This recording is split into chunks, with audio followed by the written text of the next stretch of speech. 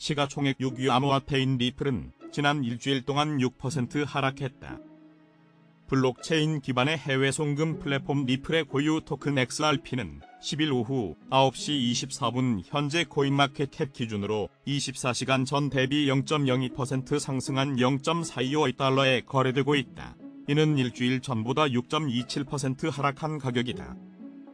대장주 비트코인은 0.19% 하락한 27,714달러를 기록 중이다. BTC는 지난 7일간 2.76% 떨어졌다. XRP 가격 약세는 비트코인을 비롯한 암호화폐 약세장의 미국 증권거래위원회 대리플 소송의 결과에 대해 투자자들의 불안감이 더해졌기 때문으로 풀이된다. 한편 코인마켓캡 커뮤니티는 XRP의 5월 말 평균 가격을 0.4683달러로 예측하며 낙관론에 힘을 실었다. 이는 현재 가격보다 약 10% 높은 수치다. 이번 리플 가격 예측은 1192명이 참여했다.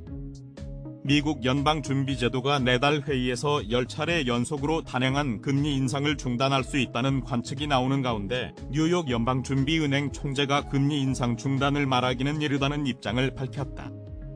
고용 상황이 여전히 호조를 보이고 있고 특히 인플레이션이 목표치에 비해 아직 높은 상태라는 이유에서다. 존 윌리엄스 뉴욕연 총재는 9일 뉴욕경제클럽 연설에서 향후 통화 정책과 관련해 더 많은 조처가 필요하다면 연준은 방관하지 않겠다면서 이같이 말했다고 로이터 통신과 월스트리트저널 등이 보도했다. 윌리엄스 총재는 이날 우리는 금리 인상을 마무리했다고 말하지 않았다고 말하면서 동시에 연준이 기준금리 인상 가능성에 대해서도 아직 결정하지 않았다고 조심스러운 태도를 보였다. 그는 과도하게 높은 인플레이션을 낮추기 위한 조처들을 하면서 믿기 힘든 성과를 냈다면서도 추가적인 정책 강화가 적절하다면 그렇게 할 것이라고 밝혔다.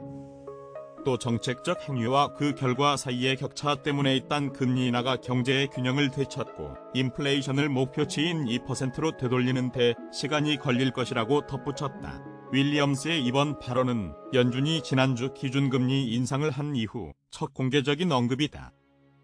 당시 연준은 1년 이상 10차례에 걸쳐 금리 인상을 한 이후 이런 움직임을 마칠 수 있다는 가능성을 내비쳤다고 로이터 통신은 전했다. 제롬 파월 연준 의장의 최고 조언자인 윌리엄스는 연준 연방공개시장위원회 부위원장으로 통화정책, 경제 전망과 관련해 영향력이 큰 핵심 인물로 평가받고 있다. 시장에서는 연준이 다음 달 13에서 14일 열리는 회의에서는 금리 인상을 자제할 것이고 연내에 금리를 인하할 것으로 크게 기대하고 있다고 통신은 전했다. 그러나 이날 윌리엄스 총재는 인플레이션율이 4% 수준에서 목표치인 2% 수준으로 내려가야 한다는 입장을 밝히면서 아직은 올해 금리를 낮출 이유를 찾지 못하고 있다고 말했다. 그는 몇몇 상품과 원자재 그리고 노동력 분야의 수요에서 점진적인 냉각의 신호를 일부 목격하고는 있지만 전반적으로 수요가 공급을 계속 조과하고 있다고 설명했다. 그러면서 은행권 불안의 향방도 통화정책에 고려해야 할 요소라고 덧붙였다. 연준은 인플레이션 압력이 다소 완화하고 금융 불안이 향후 경제 전망에 대한 불확실성을 높이면서 금리 인상 사이클의 중단을 검토하고 있지만 4월 고용 상황이 여전히 호조를 보이면서 금리 인상의 여지가 남아있다고 로이터 통신은 진단했다. 서울경찰청 강력범죄수사대는 코인 투자를 맡기고서 자신이 정한 수익률에 맞춰 돈을 입금하라며 폭행하고 협박해 거액을 뜯은 혐의로 30대 남성 A씨를 구속했다고 10일 밝혔다. 경찰에 따르면 A씨는 2021년 2월 사업하면서 알게 된 이더체 대표 B씨가 코인 투자로 큰 수익을 얻고 있다는 사실을 알게 됐다. A씨는 B씨에게 대신 코인에 투자해 달라며 수천만 원을 맡긴 뒤 매주 투자금의 30%씩 수익을 내라고 일방적으로 강요했다. 주 단위로 수익금이 입금되지 않자 B씨에게 헤드기어를 씌우고 입에 수건을 물린 채 폭행하면서 협박했다. B씨는 지속적인 폭행과 협박에 시달리다 못해 어머니 집을 담보로 대출받거나 주변 지인들에게 돈을 빌려줄 돈을 마련했다. 경찰은 이렇게 A씨가 B씨에게 뜯어낸 금액을 146억 원으로 추산했다. A씨는 수사기관의 자금 추적을 피하려고 B씨에게 현금으로 인출해 전달하도록 했다. 이 과정에서 B씨의 회사 직원이 현금을 뽑다가 전화금융사기범 인출책으로 오인돼 경찰에 붙잡힌 후 풀려난 일도 있었다. B씨가 폭행을 견디지 못하고 2021년 12월에 도피하자 A씨는 조직폭력배 등을 동원해 행방을 집요하게 추적했다. 이들은 B씨의 소재를 찾기 위해 B씨 회사 직원의 지인 2명을 서울 강남구의 사무실에 13시간 동안 감금한 뒤 B씨가 어디 있는지 대라며 흉기로 손가락을 베고 야구 방망이, 주먹으로 마구 때렸다. 경찰은 이 같은 폭행, 협박에 가담한 조직폭력배 조직원 등 15명을 검거, 이 중 7명을 구속하고 8명을 불구속 송치했다. 강력범죄수사대는 2022년 3월 상습공갈 관련 첩보를 입수, 수사한 끝에 이들을 모두 검거했다. 바이낸스 미국 법인과 글로벌 가상자산 거래소 간 비트코인 거래가 격차가 커졌다는 사실을 보도했다. 코인데스크에 따르면 5월 9일 기준 바이낸스 미국 거래소의 비트코인 달러 거래상이 코인베이스의 비트코인 테더 거래상보다 $650의 프리미엄에 거래되는 것으로 확인됐다. 가상자산 차트 분석 플랫폼 트레이딩뷰의 데이터에 따르면 지난 달말 기준 바이낸스 미국 법인에서 비트코인은 약 $20의 프리미엄에 거래되었다. 이에 일부 관측통은 바이낸스 미국 법인을 겨냥한 법적 조치가 임박했다는 우려를 제기했다.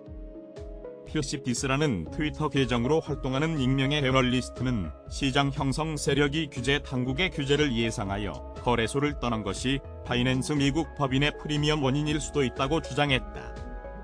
그는 만약 정부가 바이낸스 미국 법인을 겨냥한 조처를 하고 이를 시장 형성 세력이 알게 된다면 바이낸스 미국 법인을 떠났을 수도 있다. 그에 따라 유동성이 부족하고 차익 거래의 가능성이 줄어들 수 있다라는 트윗을 게재했다. 매체는 크립토워치의 데이터를 인용, 바이낸스의 호가창이 매수 주문에 유리한 방향으로 왜곡된 사실에 주목했다. 이에 암호화폐 자산관리 기업 블록핀의 변동성 트레이더인 그리핀 나더는 시장의 심도가 약하며 시장 형성 세력의 이탈이 발생했다는 신호라고 진단했다. 아더는 유동성이 충분할 때 매수 매도 호가의 깊이는 일반적으로 지속하여 변하지만 동적 균형은 유지된다. 그러나 바이낸스 미국 법인에서는 매도 주문보다 매수 주문이 훨씬 많아 호가창이 불균형한 상태이다. 대형 거래소라고 하더라도 비정상적인 상황임이 분명하다라며 이는 주요 시장 형성 세력이 바이낸스 미국을 떠나고 있음을 시사한다. 규제 압박과 새로운 규정 준수 요건이 영향을 미쳤을 수도 있다라고 설명했다. 한편 5월 8일 바이낸스 미국에서 테더 가치가 1.3달러까지 급등했으며 이튿날에도 계속 프리미엄이 붙은 가격에 거래되었다. 골드만삭스 출신의 유명 매크로 투자자이자 리얼비전의 최고 경영자인 라울 팔이 향후 6개월 안에 암호화폐 시장이 2019년보다 더 빠르게 베어마켓에서 벗어날 것이라고 예측했다.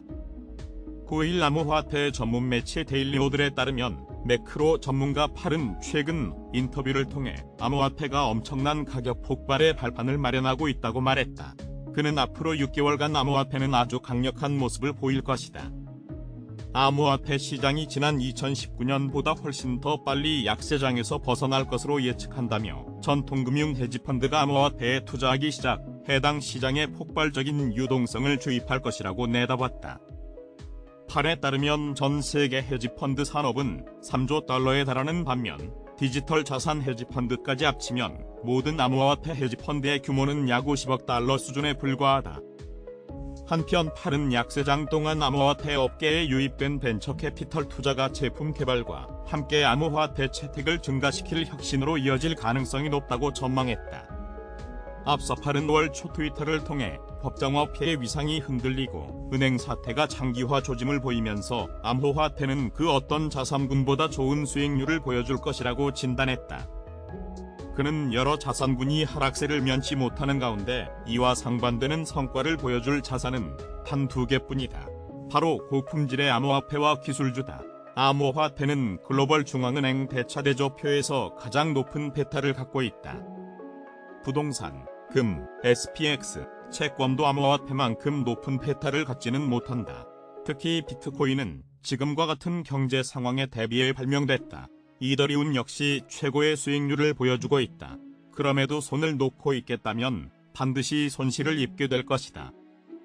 자신이 투자하는 자산의 수익률이 매년 10%를 넘지 못한다면 그것은 사실상 손실을 보고 있는 것과 같다고 강조했다.